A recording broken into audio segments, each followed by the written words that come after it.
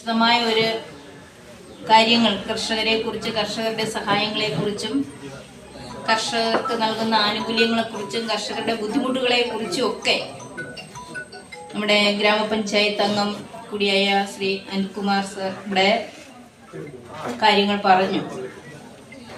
ഏറ്റവും കൂടുതൽ വിഷമത അനുഭവിക്കുന്നതും എന്നാൽ നമ്മൾ ചെയ്യുന്ന പ്രവൃത്തിക്കനുസരിച്ചുള്ള പ്രതിഫലം കിട്ടാത്തതുമായ ഒരു വിഭാഗമാണ് കർഷകരായ നമ്മൾ. എന്നാൽ ഈ കർഷകരില്ലെങ്കിൽ നമ്മുടെ ജീവൻ നിലനിൽപ്പ് തന്നെ അവതാളത്തിലാകുന്നു.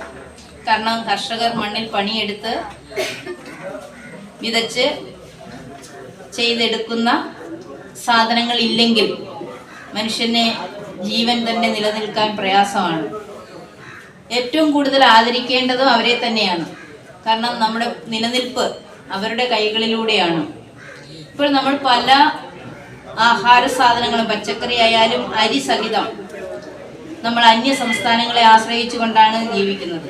മുന്നേയൊക്കെ അങ്ങനെയല്ലായിരുന്നു. നമ്മൾ നമ്മുടെ ആവശ്യത്തിനുള്ള അരിയായാലും, നെല്ലുൽപ്പാദിപ്പിച്ച അരിയായാലും, മറ്റു പച്ചക്കറി സാധനങ്ങളായാലും നമ്മുടെ പറമ്പിൽ നിന്നും നമ്മുടെ വയലുകളിൽ നിന്നും നമ്മൾ കൃഷി ചെയ്തെടുത്തിരുന്നു. ഇപ്പോൾ നെൽവയലുകൾ കാണാൻ തന്നെ ഇല്ല. ഏറത്ത് ഭാഗത്ത് മാത്രമാണ് ഇപ്പം എനിക്ക് തോന്നുന്നു കുറച്ച് കാണാനുള്ളത്. അഞ്ചൽ മേഖലയിൽ ആർച്ചൽ ഒരു ഇലയുണ്ട്.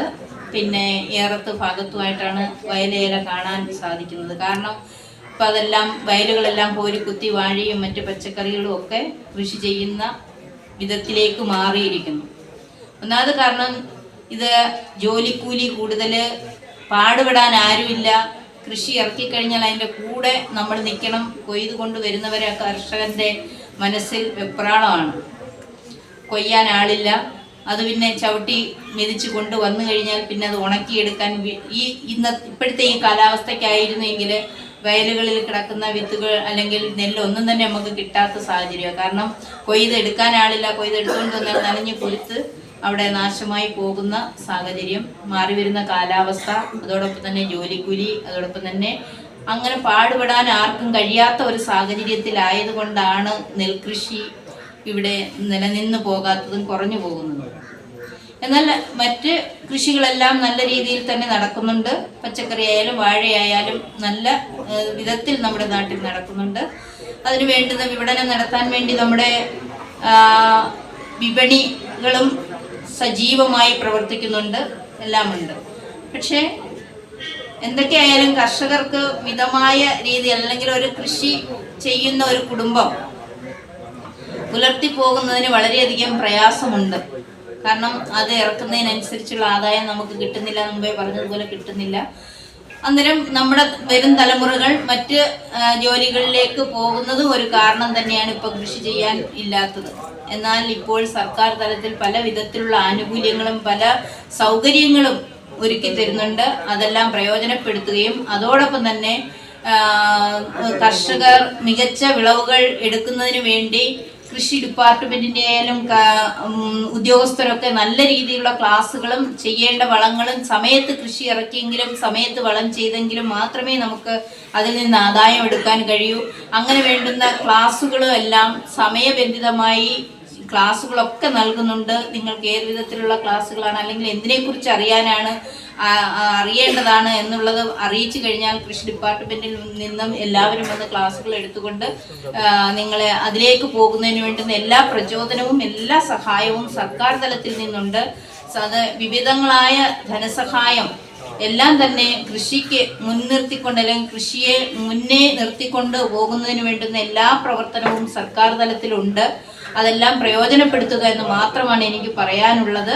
തീർച്ചയായിട്ടും വരുന്ന തലമുറയെ കൂടി കൃഷിയുടെ ആവശ്യകത അല്ലെങ്കിൽ കൃഷി ചെയ്യേണ്ടതിൻ്റെ മഹത്വവും കൃഷിയുടെ മഹത്വത്തെക്കുറിച്ചൊക്കെ പറഞ്ഞു പഠിപ്പിച്ച് ഇപ്പം നമ്മുടെ കർഷകർ, എൻ്റെ കുടുംബം ഒരു കർഷക കുടുംബമാണ്.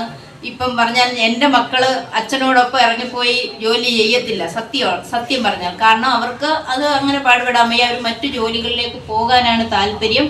അങ്ങനെയാകാതെ എന്നാൽ നിർബന്ധിച്ച് കൊണ്ടുപോയി ചെയ്യിക്കുകയും ചെയ്യുന്നുണ്ട്.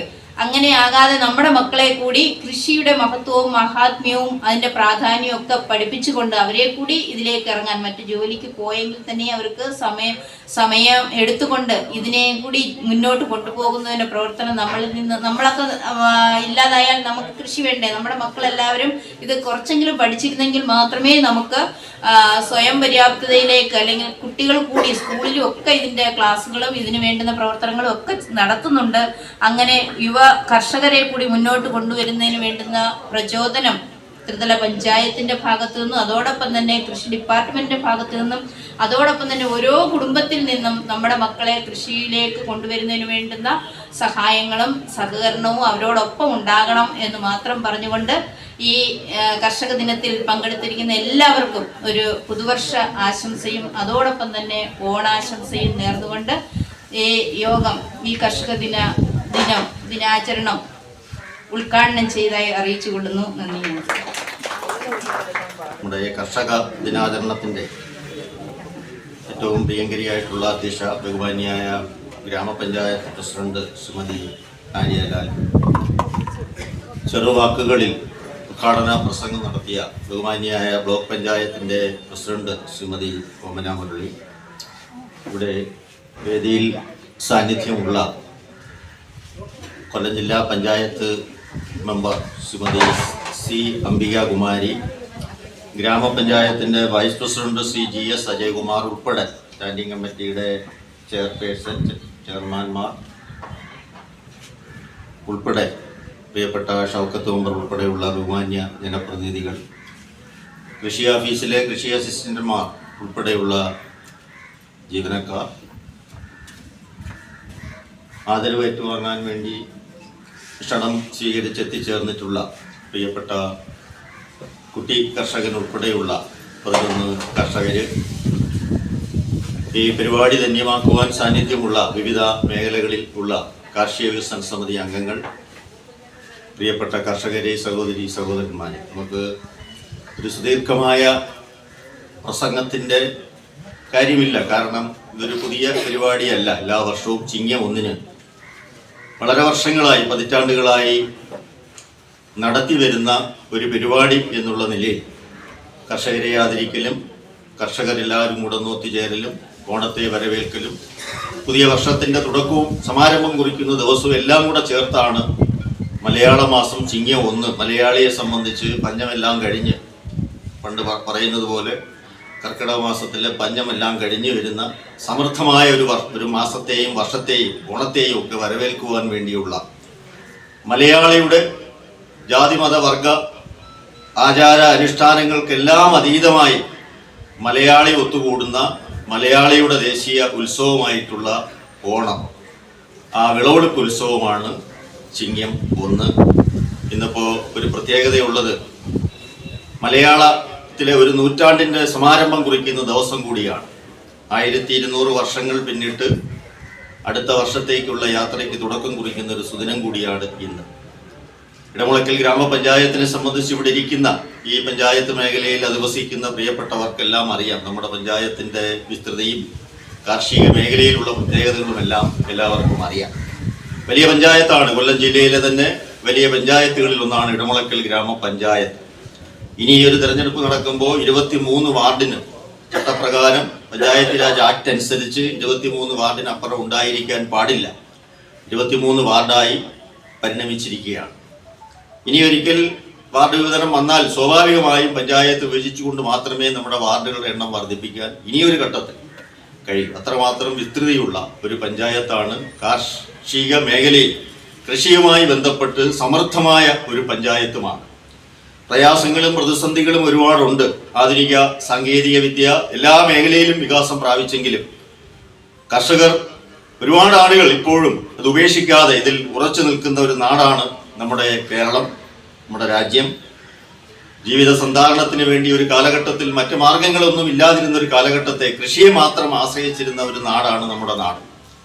അവിടെ നിന്ന് സാങ്കേതിക വിദ്യയുടെ വികാസമെല്ലാം വന്നപ്പോൾ, കൃഷി രീതികളിൽ വന്ന വ്യത്യാസമെല്ലാം വന്നപ്പോൾ കുറച്ചാളുകൾ വിട്ടുപോയി, പുതിയ കുറച്ചാളുകൾ തൊഴിൽ അന്വേഷിച്ചുകൊണ്ടും എല്ലാം ഈ മേഖലയിൽ അടിയുറച്ചു. ഇന്നലെ ഞങ്ങളുടെ ബ്ലോക്ക് പഞ്ചായത്ത് മേഖലയിൽ എല്ലാ വർഷവും ഞങ്ങൾ സംഘടിപ്പിക്കുന്ന ക്ഷീരകർഷക സംഗമമായിരുന്നു. 2 ദിവസങ്ങളിലായി അലേവൺ പഞ്ചായത്തിൻ്റെ കണ്ണങ്കോട് സംഘത്തിൻ്റെ ആതിഥേയത്വത്തിൽ 2 ദിവസമായി ഇന്നലെയും മെനഞ്ഞാന്നുമായി മന്ത്രിയും MLAയും മറ്റ് ജനപ്രതിനിധികളുമെല്ലാം പങ്കെടുത്തുകൊണ്ട് വളരെ വിപുലമായി ഞങ്ങൾ കർഷക സംഗമം ആഘോഷം ഞങ്ങൾ നടത്തി.